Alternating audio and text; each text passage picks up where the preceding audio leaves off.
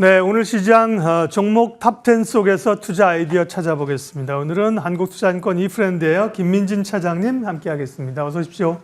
안녕하세요. 미국이 시장이 원하던 빅컷을 단행했는데도 불구하고 우리 시장은 왜 이렇게 약한 거예요? 일단 코멘트. 네, 참 어렵습니다. 네. 지금 이제 4거래일 동안 미증시 흐름을 살펴보게 되면은 러셀 2000 같은 경우는 3% 넘게 올라섰고요. 네. 나스닥 같은 경우는 보합권에서 마무리가 됐습니다. 아무래도 이제 오늘 아침에 반영된 미증시에서 막판에 하락을 했기 때문에 이러한 부분들이 있었던 것 같고요. 하지만은 절대적으로 이제 연휴 기간 미증시 흐름이 나쁘지 않았었기 때문에 개장 초반 국내 증시 흐름을 기대해 보신 분들도 많겠지만은 예. 아무래도 이제 모건 스탠리의 삼성전자 SK하이닉스의 목표가 하향 리포트가 1차적으로는 좀 컸던 것 같고요. 이러한 부분들과 함께 결국은 이제 국내 증시 같은 경우는 뭐 그 외적으로 대내적인 이제 정책 요소라든지 이러한 부분들 뭐 여러 차례 말씀드렸지만 금투세의 불확실성에 따른 투자 심리의 약화, 이것이 주가의 하락이 나타날 때 더 큰 하락을 만들어낸다는 측면에서 오늘 국내 시장에 불안 요소가 만들어진 것이 아닌가 이렇게 정리를 해봐야 될 것 같습니다. 모건 스탠리의 그자들은 왜 그렇게 그런 스탠스를 몇 개월 만에 바꾸는지 궁금한데 그 얘기 반도체 얘기할 때 좀 해보겠고요.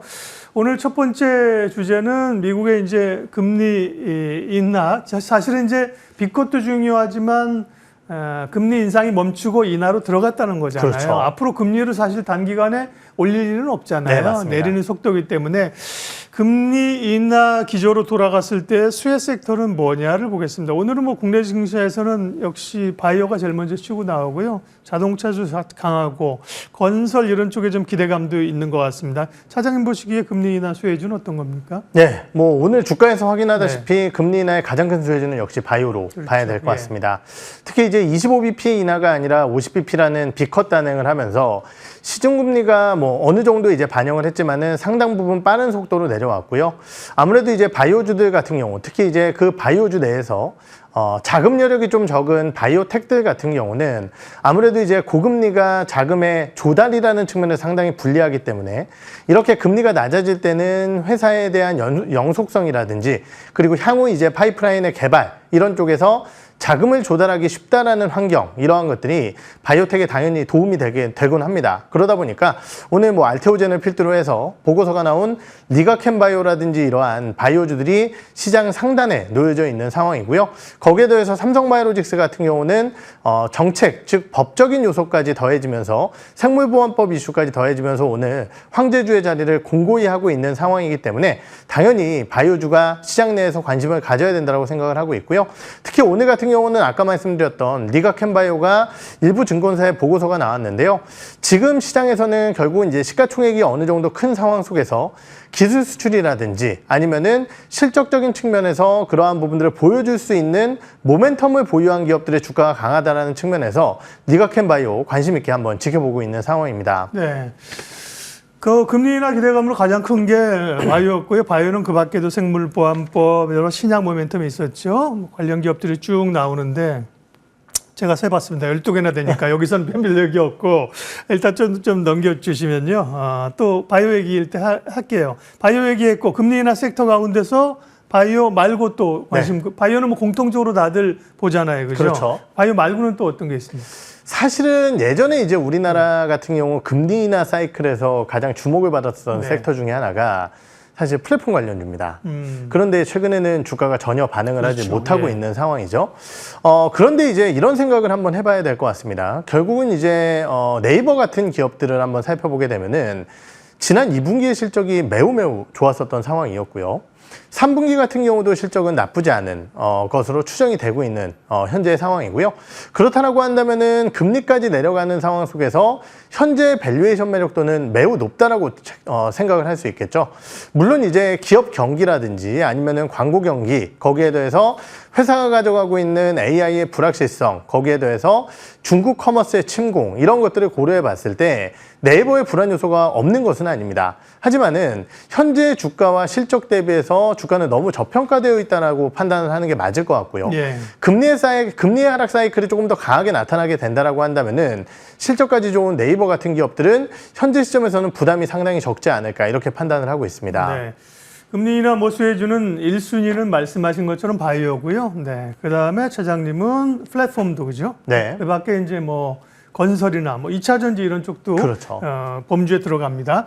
자, 그러면 탑10 종목 보면서 오늘 우리 종목 이야기 할게요. 뭐 여러 순위에서의 오늘 지금 이 시간 탑10을 기록하고 있는 종목들. 첫 번째가 알테오젠, 삼성바이오, 역시나 유한양행까지, 리가켄바이오, 바이넥스, 바이오가 몇 개야? 4개인가요? 바이오가 역시나 많습니다. 네.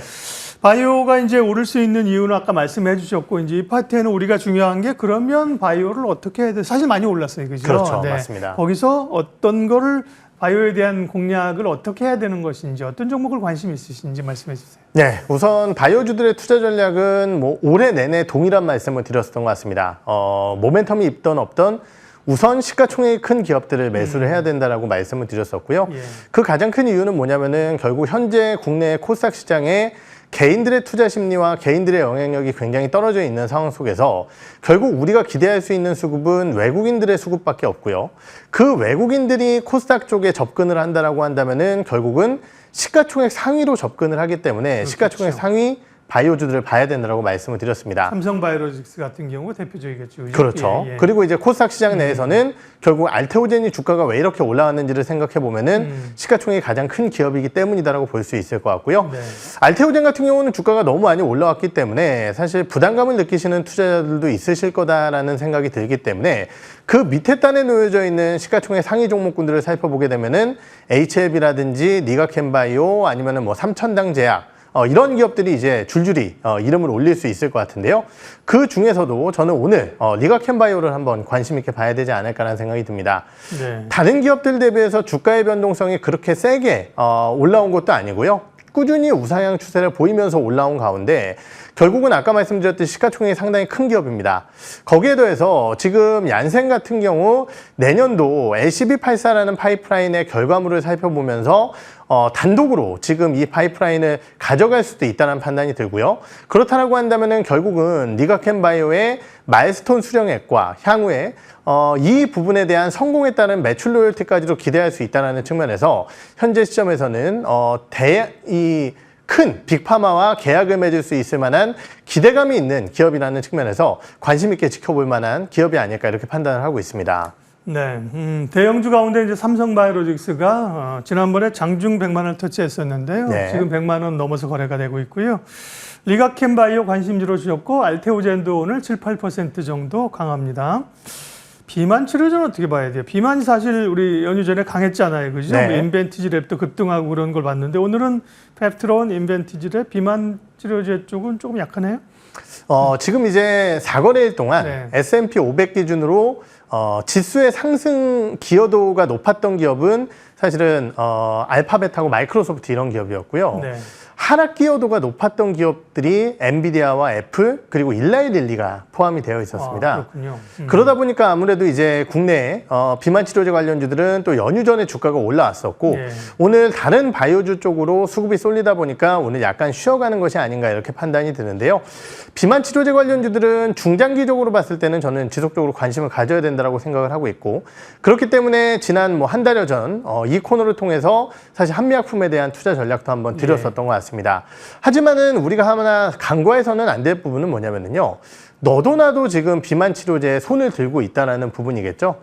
그러다 보니까 결국은 이제 우리가 판단해야 될 부분은 그 비만 치료제 쪽에서 어느 정도 성과를 거둘 수 있는 기업들보다는 개별적인 뉴스 모멘텀을 가져갈 수 있는 기업들의 포커스를 맞춰야 된다는 것이고 그것이 아무래도 이제 약물 전달의 지속 효과 증가라든지 아니면은 뭐 기존에 이제 자가 주사에서 아니면은 경구용이라든지 이런 것들로 플랫폼 변화를 할 수 있는 기업들에 대한 관심도가 조금 더 높지 않을까 이렇게 판단을 하고 있습니다.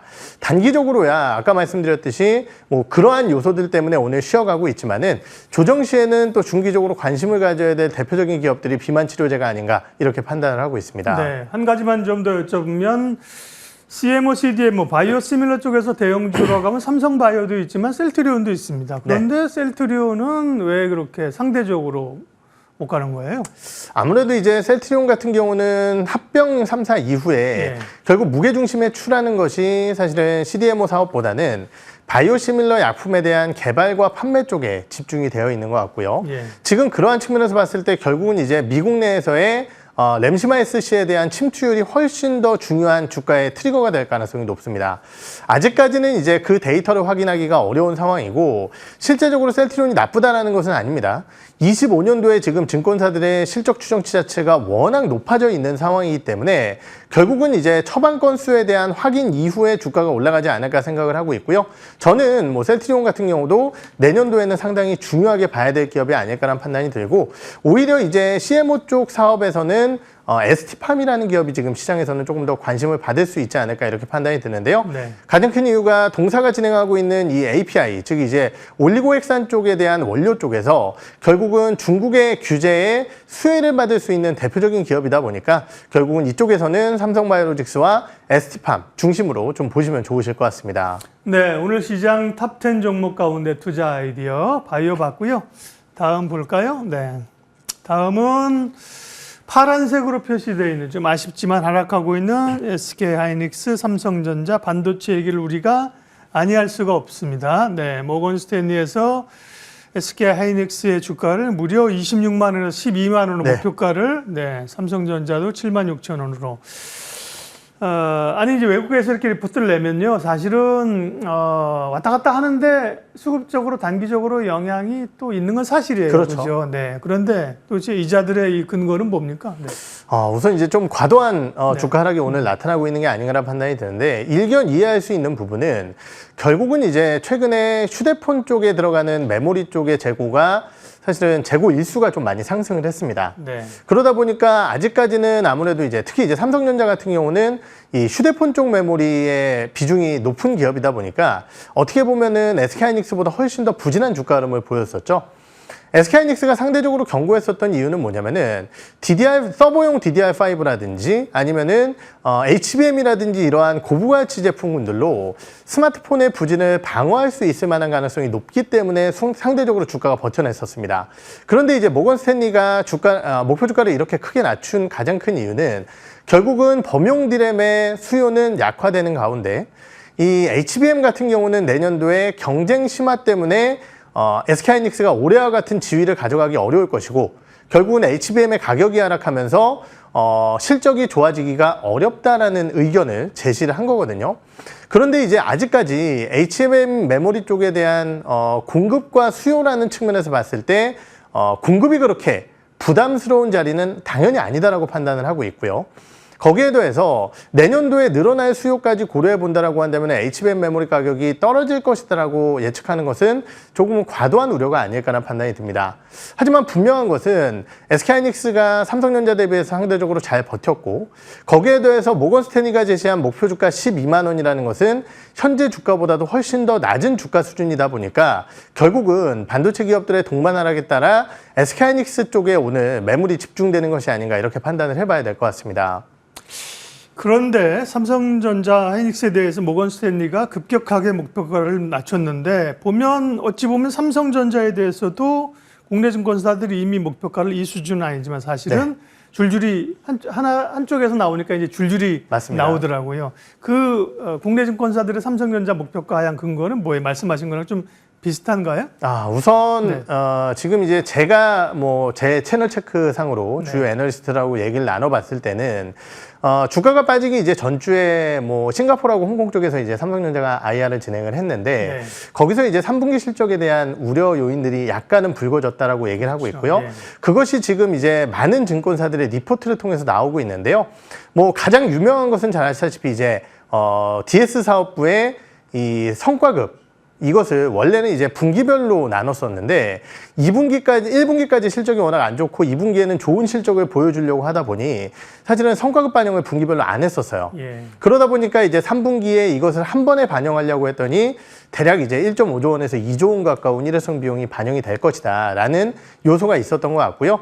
두 번째는 결국은 이제 생각보다 출하량이 좀 제한적이었다라는 요소도 실적 하향의 근거가 됐었던 것 같습니다. 그러다 보니까 결국은 우리가 이제 삼성전자와 SK하이닉스를 기대했었던 가장 큰 요인은 뭐냐면은 반도체 같은 경우도 실적의 사이클이라는 것이 있죠. 일반적으로 이제 3분기와 4분기의 실적이 좀 좋아지는 것이 이제 반도체 실적 사이클이고 2분기의 실적이 좋았다 보니까 3분기 실적 추정치 눈높이가 굉장히 높았었습니다. 제 기억에는 아마 13.4조 원까지 나타났던 걸로 제가 기억을 하고 있는데요. 실제적으로 지금 많은 증권사들의 실적 추정치가 심하면은 2분기보다 감익을 예상을 하고 있거든요. 예. 그러다 보니까 결국은 부진한 실적, 이것이 삼성전자의 주가를 짓누르고 있는 것이 되고 있는 상황인 거고요. 실적 추정치가 낮아지면서 목표 주가까지 낮아지고 있는 상황이기 때문에 결국 이 추정치가 다시 높아질 수 있을 만한 이벤트가 없다라고 한다면은 삼성전자의 매수 타이밍을 잡기가 어렵다라는 부분, 이것이 지금 매물 압박의 근거가 아닐까 이렇게 판단을 하고 있습니다.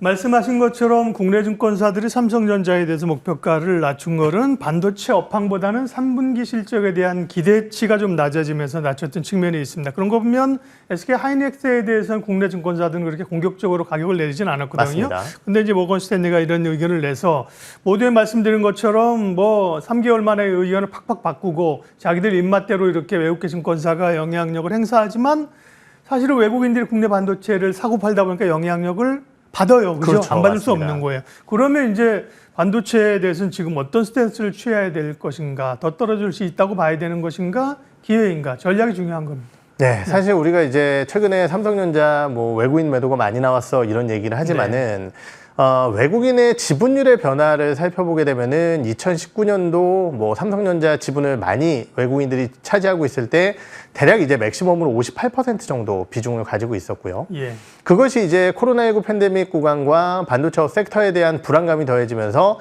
49%대까지 진입을 했었습니다. 그런데 최근에 굉장히 많이 판 것 같지만은 지금 56% 정도를 기록을 하고 있거든요.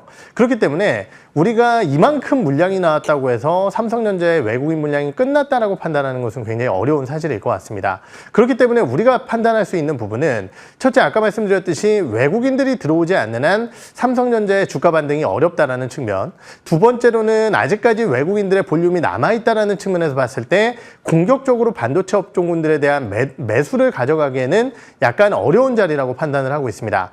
다만 분명한 것은 우리가 삼성전자 메모리 사업부의 적자라는 쇼킹한 실적을 봤었고 지금은 그때보다는 훨씬 더 개선된 업황이라는 측면인데 주가는 52주 신근저가를 기록한다라는 얘기는 결국 밸류에이션 매력도는 생기고 있다는 거거든요. 그렇기 때문에 뭐 현 시점에서는 공격적인 매수 자체는 어렵겠지만은 어느 정도 정찰병과 분할 매수에 대한 초입 구간으로서의 반도체 기업들에 대한 매수는 가능하다, 이렇게 판단을 하고 있습니다. 삼성전자를 중심으로 말씀해 주셨는데 삼성전자에 대한 고민들은 그렇게 깊지 않아요. 네. 다만 SK 하이닉스와 한미반도체와 이스페타시스 이런 쪽에 하이닉스의 밸류체인이 훨씬 더 주가 낙폭도 크고 더 어떻게 해야 될지 관심 있는 거죠. 네, 아까 말씀드렸듯이 저는 HBM 메모리가 모건 스탠리가 얘기한 것처럼 갈 것이다라고 생각하지는 않습니다. 네. 그렇기 때문에 저는 아직까지는 SK하이닉스에 대한 투자 의견은 그래도 긍정적이라고 보고 있는데 네. 주가적인 측면에서 봤을 때 지금 SK하이닉스의 주가 하락은 아까 말씀드렸듯이 결국은 메모리에 편중되어 있는 실적과 거기에 더해서 삼성전자 대비해서 주가가 잘 버텼다라는 요소 때문에 그 부분을 따라가고 있는 것이다라는 판단이라고 한다면은 결국 SK하이닉스 같은 경우 단기적으로 역시 강한 매수를 가져가기는 어려울 것 같고요. 동일하게 주가의 하락 시에는 일정 부분 허들 가격에서 비중을 조금씩 늘려가는 전략이 좋지 않을까 이렇게 판단을 하고 있습니다. 네. 허들 가격이라 하면 예를 들면 뭐 이렇게 자릿수가 바뀌는 그런 걸 얘기하는 그렇죠. 건가요? 그런 것들과 네. 아니면은 뭐 전저점을 깨고 네. 내려간다라든지 이런 것들을 보셔야 될 것 같습니다. 네. 반도체 고민이 여전히 깊습니다. 그동안은 반도체를 매일 다루면서 계속 올라가는데 어떻게 할까 했는데 지금은 이제 떨어지면서 매일 다룹니다. 탑10 종목 다음은요. 현대일렉트릭이 5위에 있고요. 전력기기는 요거 이제 하나죠. 네. 사실 HD 현대일렉트릭 같은 경우가 상당히 전력기기 발전기 주도주면서 강하게 오르다가 최근에 또 낙폭이 한번 떨어질 때 많이 떨어졌잖아요. 그렇죠. 근데 다시 오늘 올라오는 것들은 실적에 대한 의구심보다는 결국은 이제 수급의 어떤 변화였다 이렇게 읽어야 되는 건가요? 우선 뭐 워낙 이제 전력기기 업체들 같은 경우는 뭐 실적이 이제 좀 다른 모습을 보여왔었기 때문에 HD 현대일렉트릭 같은 경우는 저 같은 경우는 아직까지는 이제 3분기의 실적 우려감은 약간 있다라고 생각을 합니다. 왜냐면 이제 2분기에 정말 너무 좋았기 때문이죠. 하지만은 전력기기 섹터의 전반적인 흐름으로 살펴본다라고 한다면은 저는 뭐 3분기에 충분히 투자가 가능하다라고 생각을 하고 있고요. 제가 이제 연휴 전에 이런 말씀을 드렸었던 것 같아요. 우리가 연휴 끝나고 볼 수 있는 시장의 포인트는 딱 두 가지다. 하나는 금리나 하나는 3분기 어닝 시즌의 돌입이다라는 측면을 말씀을 드렸고 3분기 어닝 시즌의 실적이 좋을 만한 기업은 가장 쉽게 2분기의 실적이 좋았던 기업을 찾으면 그렇죠. 됩니다. 그렇다라고 한다면은 전력기기, 화장품, 화장품. 음식료 이런 거 아니에요? 맞습니다. 예. 그런 섹터들이 실적이 좋을 가능성이 높다라는 것이죠. 네. 특히 이제 뭐 화장품이나 이런 것들은 눈높이가 낮아졌기 때문에 전력기기 같은 경우는 HD 현대일렉트릭을 제외하고는 다른 기업들이 실적이 2분기에 썩 좋진 않았기 때문에 3분기에 오히려 돋보일 수 있다는 측면, 이러한 측면이고요. 오늘 뭐 지금 뭐 블랙록과 그리고 마이크로소프트가 최대 뭐 1000조 그리고 100조 그리고 적게는 이제 40조 원 가량의 여러 가지 이제 전력기기 쪽 그리고 ESS 쪽에 투자를 밝혔듯이 AI와 전력기기 쪽의 투자는 동행할 가능성이 매우 높다라는 측면에서 봤을 때 관련주들의 기대 요인은 현재 유효하다 이렇게 보고 있습니다. 오늘 뭐 HD 현대일렉트릭이 12%나 급등하고 단기적으로 굉장히 많이 올라오지만 어쨌든 간에 오늘 하루만이 아니라 전력기기에 대한 관심은 다시 좀 가질 때가 됐다. 네. 이렇게 마무리하면 되겠죠? 네, 맞습니다.